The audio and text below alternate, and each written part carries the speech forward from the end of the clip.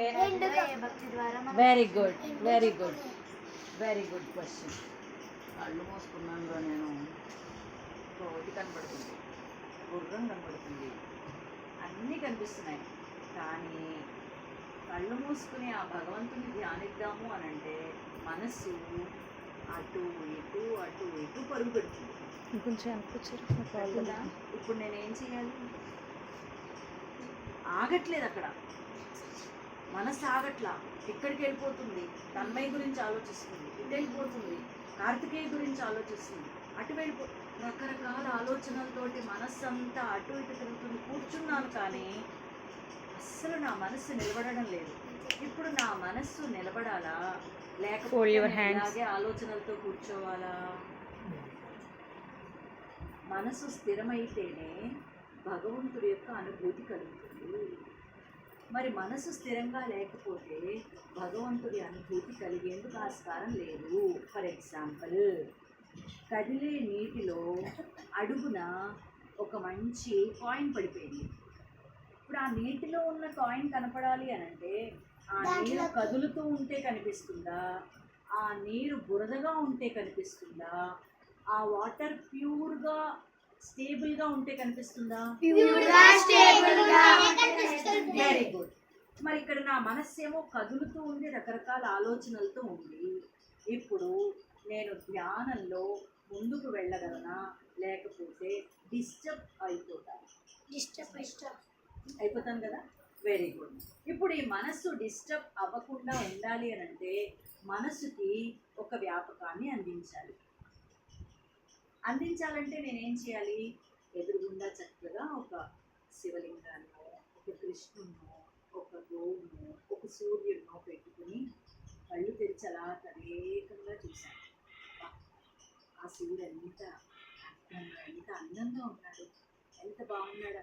మనసు ఏమైంది నాన్న?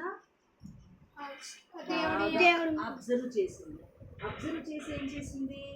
కళ్ళు మూసుకుని నేను ఇలా చూసినప్పుడు నా మనసు స్కాటర్ అయిపోయిందా లేకపోతే నేను చూసినటువంటి ఆ శివ ప్రతిరూపాన్ని నా ఈ భూమధ్యంలో అలా కాసేపు కొంతసేపు నిలబడుతుందా?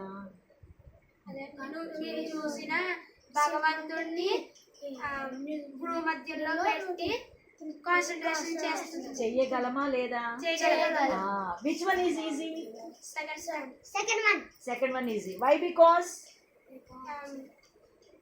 బికాస్ ఎందుకంటే నార్మల్ గా చేస్తేనే మనకి వేరే వేరే ఆలోచనలు వస్తాయి. Very good. డిస్టర్బెన్సెస్ ఎక్కువగా ఉంటాయి.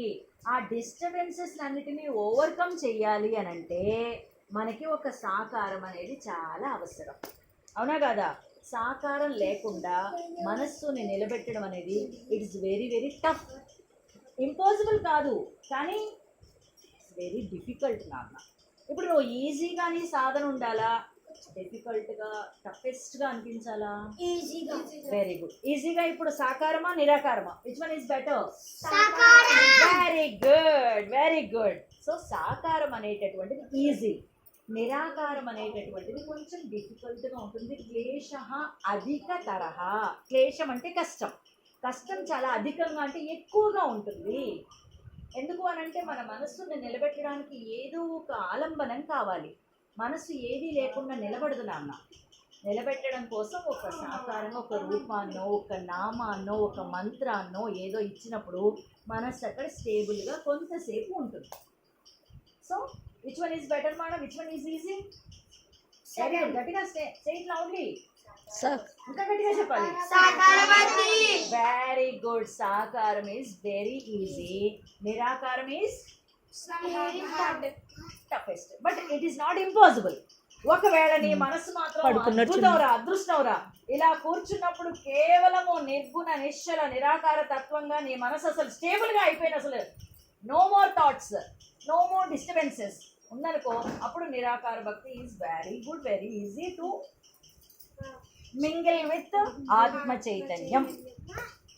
కానీ కొంచెం మనకు టఫే కదా, కళ్ళు మూసుకోగానే ఏమొస్తుందిరా? Pizza, burger, KFC, chocolate, ice cream ఇవన్నీ వస్తాయి రావా? So it is very difficult నాన్న. రైట్.